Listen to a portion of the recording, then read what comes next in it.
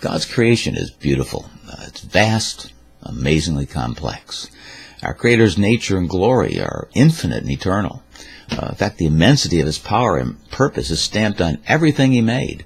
In Psalm 19, the first couple verses says, "The heavens declare the glory of God, and the firmament shows His handiwork. Day unto day utters speech, night unto night reveals knowledge." And we were created with the ability to observe and to be a part of that declaration of God's glory. There's a lot to take in, so much to understand. But knowing our limitations as finite creatures, God made us able to group things together, to sum things up, sum up complicated ideas. Our ears take in the sounds that people make, and our brains are able to organize them into words that make us be able to communicate with one another. We see marks that people make on a piece of paper, and then we turn them back into sentences again so we can read and write. We learn to recognize people from a quick glance at their features of their face. And we learn how to teach and remember the flow of history, the findings of science, all those relationships in mathematics. We summarize what we learn. We put it in charts and diagrams and generalized rules. In fact, after a long conversation, people kind of get lost and they end up saying, "Well, what's your point?" When we read all the details on a business contract, we sometimes hear people say, okay, what's the bottom line? Parents often put simple rules together to help children to know what's right and wrong and to keep them safe. They say, don't talk with strangers and ask permission before you go someplace. Bedtime's 9 o'clock, eat your vegetables, those little simple rules like that. Without going through all the reasoning behind them, these simple rules help us out to know where the boundaries are. And God made us to live here in this world within specific moral boundaries. There are moral things that we ought to do, and there are immoral things that we should not do. And we need to know these moral principles so they can direct us in making our daily decisions. So God summarizes things that He reveals so that we can remember them and handle them better, understand them more clearly. There's parts of the Bible that summarize the long history of God's people. Our main duties in God's grace are summarized in simple verses that we can learn and memorize. His work of redemption, for example, summarized in those verses that Paul wrote to the Ephesians in Ephesians 2:8 and 9. There he says, "For by grace you have been saved through faith, and that not of yourselves, it is the gift of God, not of works, lest anyone should boast." Even our obligations to our Creator Redeemer are summarized for us in Micah 6:8. There it says, "He has shown you, O man, what is good. And what does the Lord require of you? But to do justly, and to love mercy, and to walk humbly with your God." Well, these summaries aren't meant to be exhaustive, but they're given to point out the main principles that help us organize God's truth, and they help us remember what He teaches us.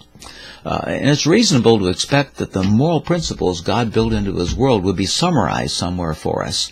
And question 41 of the Westminster Shorter Catechism begins the next section that does just that. There it tells us a little bit about the moral law that He revealed for us in the Ten Commandments. And it asks, wherein is the moral law summarily comprehended? And the answer is, the moral law is summarily comprehended in the Ten Commandments. So God's basic moral principles are pulled together and summarized for us in these 10 clear statements. When asked, Jesus summed up the moral law even more concisely in Matthew 22. There in verses 37 to 40, He gave 2 general principles that summed up what's right. He said, "You shall love the Lord your God with all your heart, and with all your soul, and with all your mind. This is the first and great commandment, and the second is like it. You shall love your neighbor as yourself. On these 2 commandments hang all the law and the prophets." So the answer to question 42 of our catechism actually quotes this commandment and comment by Jesus. There it says in question 42 that the sum of the 10 commandments is to love the Lord our God with all our heart, with all our soul, with all our strength, and with all our mind, and our neighbors as ourselves. So the Bible regularly links love and obedience together. We were created to live morally, doing the things that show respect to our Creator. And when we live that way, intent on truly honoring God and helping the people around us, we're being loving. And therefore we are keeping His commandments inwardly as well as just outwardly. So love for God and others is expressed by keeping His moral commandments. In His commandments, God defines what things are loving. We can all say, we all love one another. But then what does love really mean? Well, we have to know just exactly what God says it means. And so this connection was made by Jesus many times in His ministry. For example, in the Gospel of John, it records some of these direct comments that Jesus made connecting our obedience and what love is all about. John 14:21, He said, "He who has my commandments and keeps them is he who loves me." John 15:12, He said, "This is my commandment, that you love one another as I have loved you." John 15:14, He said, "You are my friends if you do what I command you." John 15:17, He says, "These things I command you, that you love one another." Then in 1 John chapter 5, verses 2 and 3, it says, "By this we know we love the children of God, and when we love God and keep His commandments. For this is the love of God, that we keep His commandments, and His commandments are not burdensome." So love doesn't mean much if we don't show it by our attitudes and our thoughts, as well as in our actions. John 13:35 says, "By this all will know that you are my disciples, if you have love for one another." And of course, God's summation of His moral principles help us to remember and to do what love is really all about, the things that honor Him, and that fit in with the way He made all things to be. It's how we fulfill what we were created and commissioned to be. It's how we love. It's what real love looks like. So the summation by Jesus fits exactly with the order of the Ten Commandments that God gave us through Moses. The Ten Commandments divide into two sections. The first of those sections is about our loving God above everything else. Jesus said, "You shall love the Lord your God with all your heart, with all your soul, and with all your mind." He wasn't just making that up. He was actually quoting Moses in Deuteronomy 6:5. And this sums up the first four commandments. It's always wrong to worship other gods, to make images of God who is pure spirit, to use God's name without respect, or to forget honoring the Creator's work on the Sabbath. These first four commandments show us who God is and how we should worship and live for Him. The second great commandment, Jesus said, "You shall love your neighbor as yourself." Again, He was quoting the words of Moses, this time from Leviticus 19:18. We must love our neighbor as we already look out for ourselves. And this sums up the last 6 commandments. It's never right to show disrespect to those God puts in authority over us, our parents, and all others in rightful authority. It's always wrong to murder. No one should be unfaithful in marriage. They shouldn't steal, lie, or covet. So these last 6 commandments show how God designed us to live together. Now, moral law is the way things ought to be in a place created by the one true God. They show that we submit to His lordship as our Creator and King. And they teach us how to live lovingly with those God puts around us in our lives.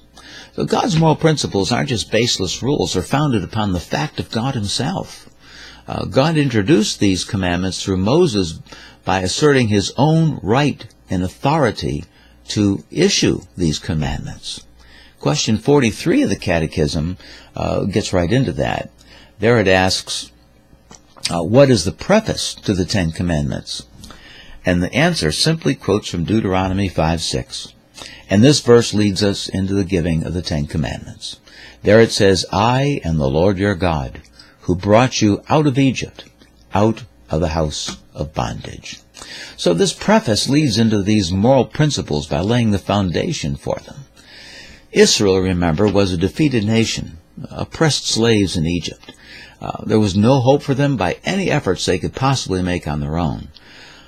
And since God delivered her and gave her back her nationhood, He alone had the right to say how they should live as a nation. However, there was more. God was the creator. He made all things for his own glory. So he alone knows what promotes his glory in a moral way in this universe that he made. He's also made a promise to be our Redeemer, to send a Messiah who would die for the guilt of his people. And since all deserve eternal bondage to sin and unending separation from their Creator, only he could describe what freedom from sin and fellowship with God would really be like. So just as Israel owed her life to God alone, we all owe all that we have to him alone also. He created us to promote his glory, and he redeemed us to be his children forever. Therefore, only he has the right to say what he made and redeemed us to be. And that's the preface and foundation to this summation of God's moral law. You know, when I worked in a commercial laundry, the employees often complained. We worked hard under rough conditions, and they would often see the managers sitting there in their air-conditioned offices, and they'd say, "Who do they think they are to tell us how to do our job?" But they may have forgotten that they owed their job to those owners and managers. Is what was done in that air-conditioned office that enabled them to have jobs and to earn their living back in the laundry room where we worked. Similarly, we owe our lives and salvation to God alone. He's the only one who has the right to describe what our purpose is and what's right. Romans 9:20, Paul put it this way. He said, "But indeed, O man, who are you to reply against God? Will the thing formed say to him who formed it, 'Why have you made me like this?'" Well, question 44 in the Catechism explains the reason for this preface to the commandments. It says, "The preface to the 10 Commandments teacheth us that because God is the Lord and our God and Redeemer, therefore we are bound to keep all his commandments." Well, that's how important these commandments are. They weren't first given to Israel. They were summarized for Israel. Every moral law summarized in them goes all the way back to creation itself. They show us how we can show our love for our Creator, our Redeemer.